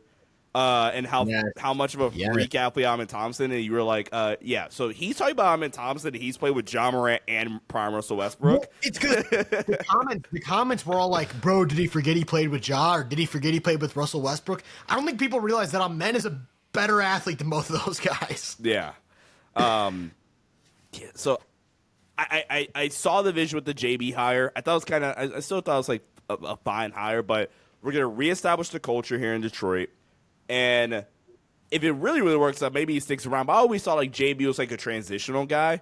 And then in 3 years, after like a disappointing first round exit, but with good roster flexibility, good cap or whatever, and like assets, then you bring in your guy to like take that next step. JB's been really, really good with this group, man. I really don't know what else to say. The Pistons so far this season, they're 17th in defensive rating. If you told me the Pistons would be like perfectly average defense, that would have just been an accomplishment in and of itself. And they're frisky. They're a frisky team. Cade's awesome. I really hope that they are able to get up some playoff experience this season. That's going to do wonders for them. I will say this. I'm kind of planting my flag on this. I don't know if I want them to trade for Zach LaVine. I've seen a lot of Pistons have a lot of Pistons mutuals talk about that. Not really sure if I want them to trade for Zach LaVine, because I just think that'd be you're cashing your chips in really early on a group that just needs more time. Let let the food let it cook a little bit more. Like you don't want to eat undercooked steak. That's disgusting. Like not even like medium rare steak. We're talking about this is still very, very rare steak that's like, just starting to get a little sear to it, right? Don't take it out of the pan yet. Let it cook, let it marinate a little bit more. And I think Levine would just be like serving you like slightly like raw steak still, if that makes sense. No, it's totally fair. And actually, on the Levine point, that all that would do is push their offense forward, right? And what's crazy to me is that this recent 12-game stretch where they went 9-3 has been about their offense. They have the number 9 offense. That's what I'm saying, over man. The last 12 games, the number 9 offense. And actually, to a bigger point on the offense specifically, I think when people look at Cade, they look at his stats, and the first thing they cling on to is, hey, he has a turnover problem. We kind of just talked about the inverse with Halliburton. Cade is a very high turnover player. 2 points I want to make on that. One, or actually 3, we'll say 3 points. One, he has the ball all game. He's one of the most heliocentric players in the league right now. And, like, I know Halliburton's the outlier, and then, like, scorers like Brunson and Shea are kind of outliers. But in terms of lead playmakers who have the ball all game, they get high turnovers. Luka, Trae Young, back in the day, Westbrook and Harden. Yeah. Like, these guys get high turnovers. Second point, most of Cade's turnovers aren't bad passes or like, passing errors. They are functions of, like, lazy handle, loose handle. And I think that's something that can tighten up. Like, I think that's something he can legitimately work on and improve come next year. I actually, spoiler, have collected all of the clips for a Cade video, and I will be uploading that within the next, like, 2 days. So that was one thing I really specifically looked for. I was like, I'm going to filter all of the turnovers. I'm going to watch all of his turnovers and get to the bottom of this. And I think some of it is like he'll try and split a double and just like is loose with the handle, gets stripped. Or he's lazy crossing half court and someone just picks his pocket, like Dyson Daniels just picks his pocket. And so those turnovers don't scare me as much as they would if he was just like having processing errors. Third point, because he has the ball all game, his 4 turnovers are not as bad as a guy who has like 4 turnovers and isn't touching the ball. The Pistons aren't a super high turnover team. Over the last 12 games, they're 12th in least amount of turnovers. So they're an above average turnover team with Cade running the show. And let me just say, Cade is a surgeon in pick and roll, an absolute surgeon. The Pistons have done a lot to improve the spacing. I still wouldn't say they're one of the better half space teams in the league. Like, they're still a bottom half spacing team. Yeah. I think Duran's an awesome roller. I also wouldn't say he's like a top 10 roller. Right. Like, I wouldn't say he's like a top 10 roller in the league. Remember when you pulled up the 200 possessions of pick and rolls, including passes? I'm ready. Yeah. So there are 66 players who meet that criteria, 200 pick and rolls this season. Cade is 13th in efficiency at 1.08 points per possession. So notable players that Cade ranks above really quickly: LeBron James, Tyrese Maxey, Trae Young, who we've talked about, LaMelo Ball, Chris Paul, Devin Booker, James Harden. He's a significant, like, analytically. Tatum. Yeah, Dame. Like, he's a really, really good pick and roll operator. So I'm really, really glad you brought that up. Amazing. That's like the staple of his game. I also think the post game, like, he's a legitimately good post up option. I think that's a big deal.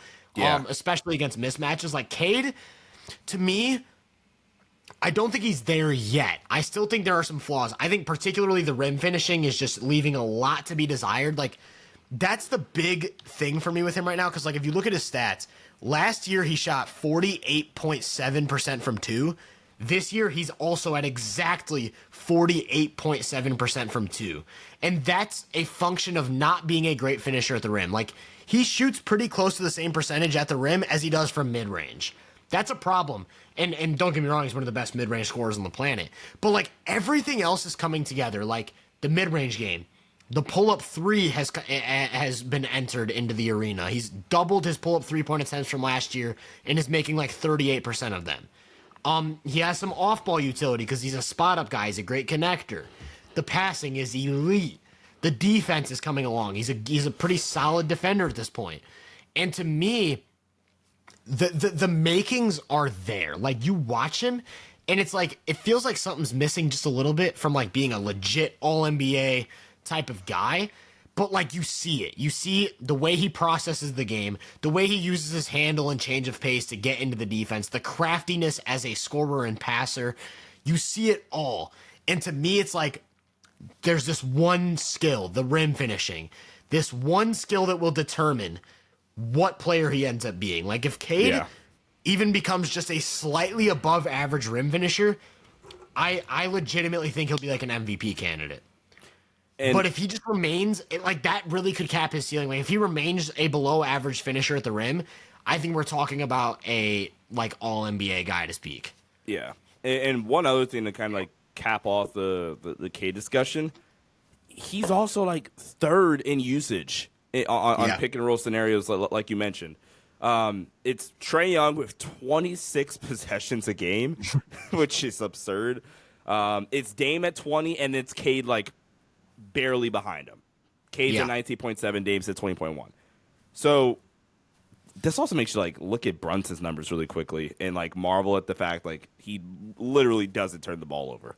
Never. Brunson's like not that far off either, and Brunson's turnover percent just like 7%.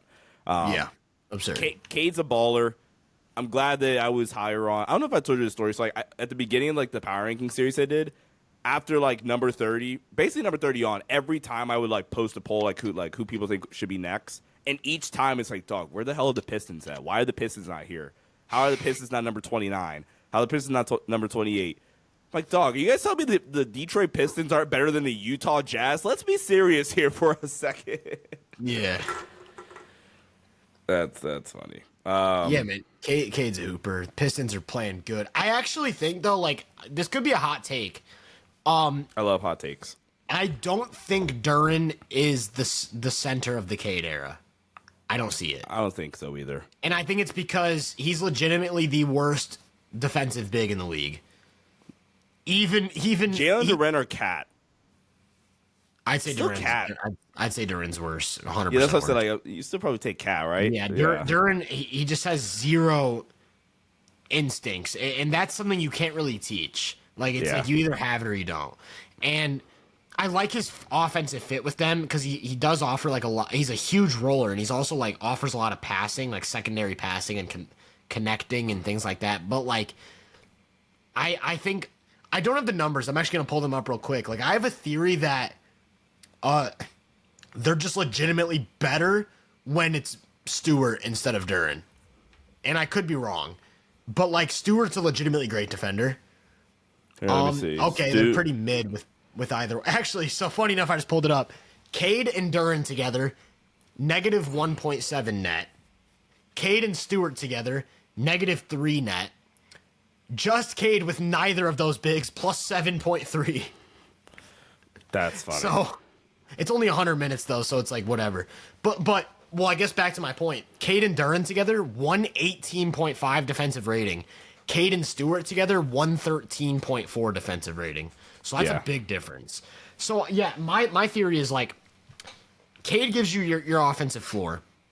I think Sarr is definitely a piece of the future. I think Jaden Ivey's a piece of the future. Let's hope he recovers because Jaden Ivey was really starting to break out. I hope he's back. I hope they saw enough from Jaden to be like, okay, look, let's get back healthy and you're the guy.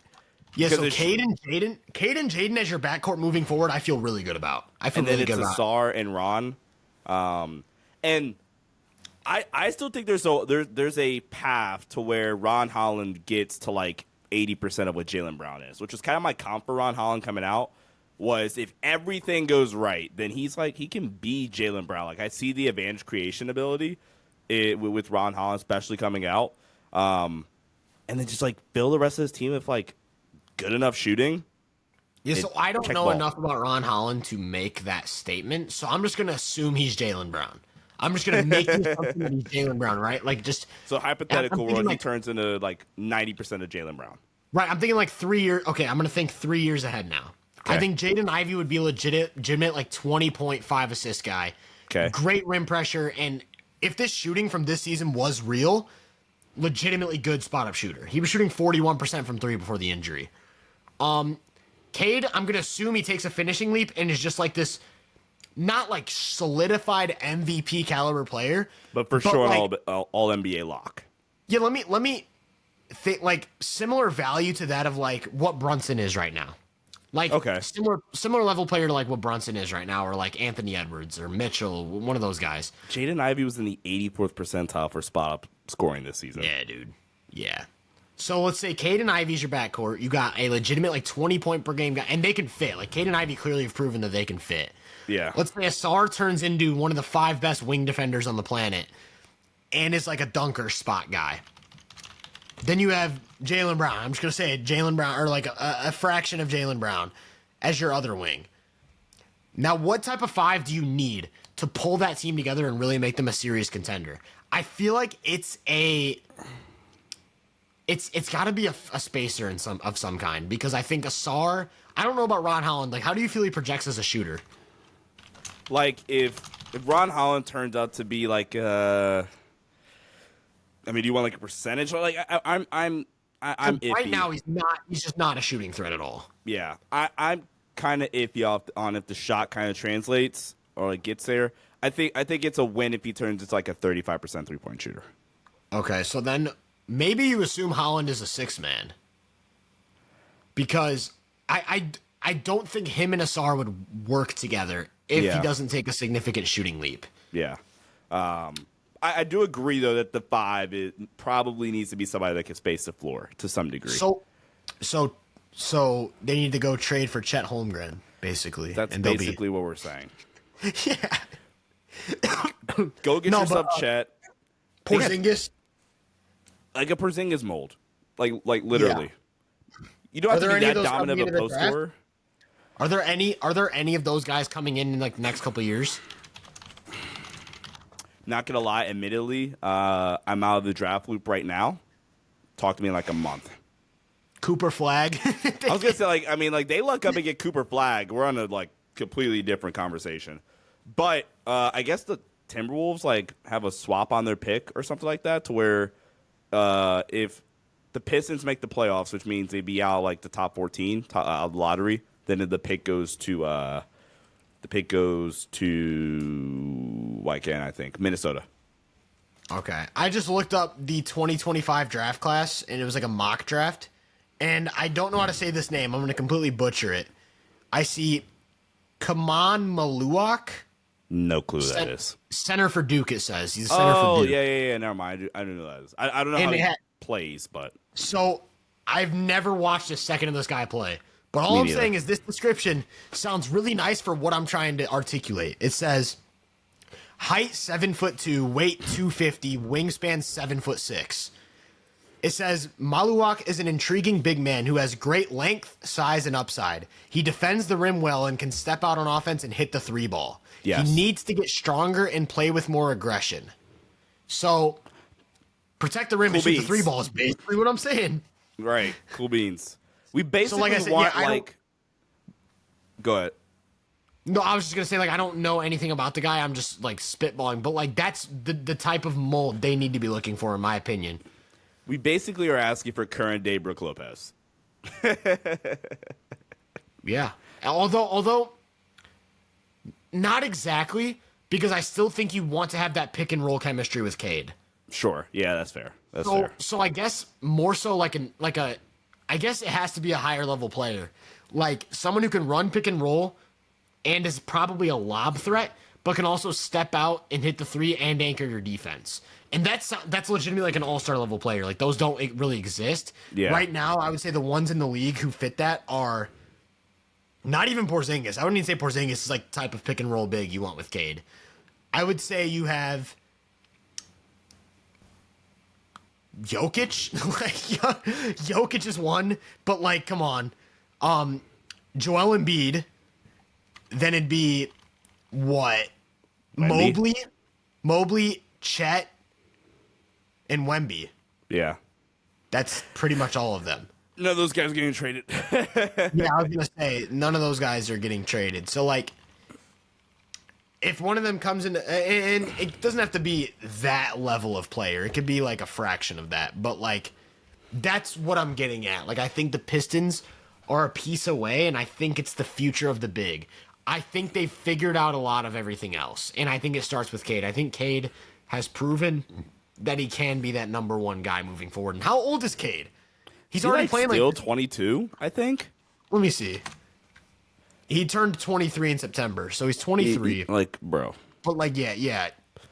I think I think Detroit deserves more credit for like they're really putting together some pieces, and I think shout out to them for going out and getting those vets to fill the gaps in this season and like establish a winning culture, like getting Simone, getting Tim Hardaway Jr., getting Tobias Harris.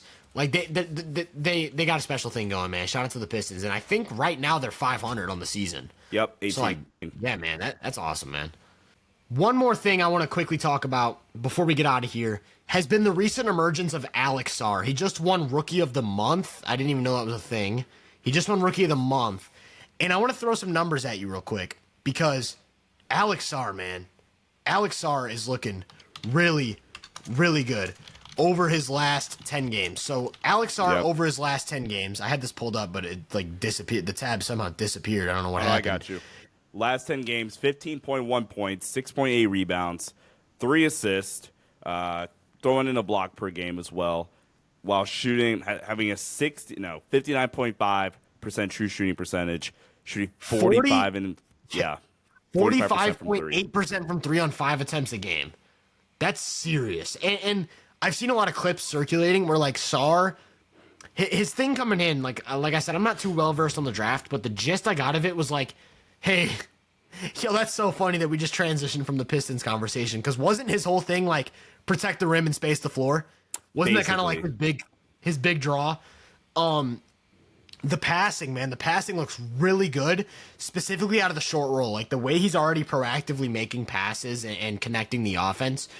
And in an environment where it's kind of tough to do so, like Washington, besides Jordan Poole being just like amazing this year, it kind of has a rough offensive structure. So yeah, I don't have too much to say on Alex Sarr. I just wanted to give a shout out to him because he's playing really, really good, and the Wizards are definitely like loving what they're getting. Like this is exactly what you saw drafting him last year. So shout out Alex Sarr. Another team I need to watch some more, but like I'm slowly like liking what they're putting together long term here in Washington. Like you said, Jordan Poole's having a fantastic season. I was a big Bub Carrington guy coming out. Bilal Coulibaly's a player. Corey Kispert, fun guy you like to keep around. To like, yeah. I think every team in the league would like to have a guy like Corey Kispert. And then Sarr, and that being kind of like your young-ish core. Jordan Poole's still 25, so yeah, that being your core going forward. Like, just ran like a lottery draft simulator. Like the Wizards are very much in line to get a top 5 pick right now. They have a 52% chance to land a top 4 pick. Dude, in a loaded draft class, like a considerably better draft class compared to last season as well, to where you can really address whatever you want. Like, I think you want to pencil in Sarr as of right now, like your big of the future. We can address kind of the wing spot here if you're Washington, and find the guy that we could pair next to Bilal Coulibaly as our wings long term. We'll let Jordan Poole and Bub kind of rock out for now. I kind of see the vision. It's gonna be a longer rebuild, I think, than most teams. Like Charlotte and Toronto realistically could kind of like turn things around in an off season. I think they could, and those two teams in particular have just ran through with injuries. Like it's been awful for both of those teams. New Orleans, pretty similar discussion. Like they could kind of turn it around in an off season if they get healthy and they make the right decisions. Washington, and I hope they're like in the same mindset of like, no, this is a longer rebuild. We're not really going to be a contender or really a playoff threat for another 2 years plus after this season. But I think they let things brew the right way. Then I think this could eventually end out looking good for them. But I like the vision. I like where they're headed. Yeah, dude, if they get a top 2, like if they get either Flag or Harper, like that is where it really starts. If Dylan Harper's on the board, then forget everything I just said about like Jordan Poole and Bub Carrington.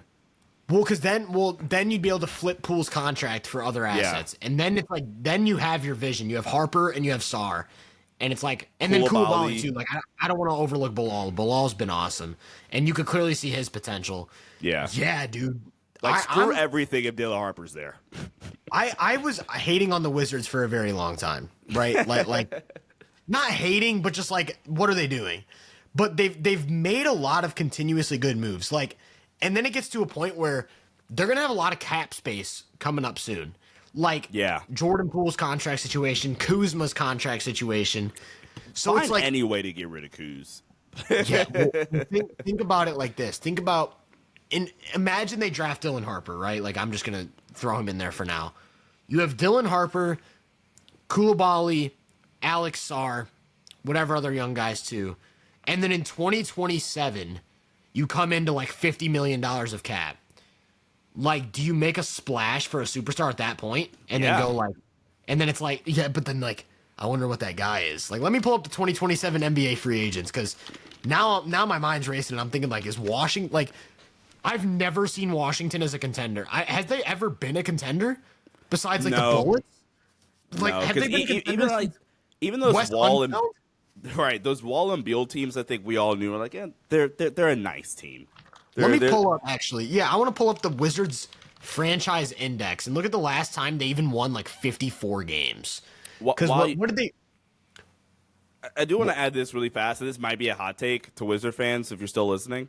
I think if I'm Washington and I have like the number one pick, for example, right? I think I'm taking Dylan Harper over Cooper Flag if I'm Washington. Not every situation I'm saying that for, but if I'm Washington, I think I'm taking Dylan Harper over Cooper Flag. I get it because they need a lead guard, and you need like that guy. Those are tough to get, especially with like his upside. I'm taking Dylan. I mean, like Cooper Flag has like insane upside as well, but like lead guards with insane upside, I think are a little bit harder. Especially when you already have Alex Sarr. Right, you already have Sarr. Now, like if you're sold on Flag and Sarr together, then I mean, I completely understand the decision making there as well. But trust me, it wouldn't be a Hornet situation where I slander you for taking Brandon Miller over Scoot. For the fans, I apologize. I got a little bit of trivia for you. When was the last time the Wizards won 50 games? Just 50. I'm not gonna cheat, but I do want to know. Like, I forget when was like us Unsel's like last. Well, you got the right line of thinking.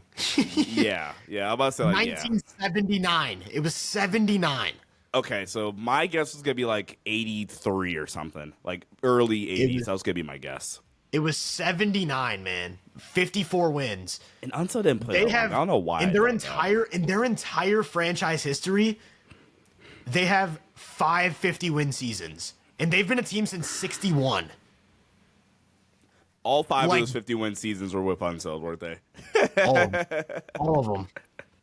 Every single one, dude. One of them was Unseld's rookie year, and then one of them was like his like second last year there. So basically, just the Unseld era, a bunch of 50-win teams, nothing else.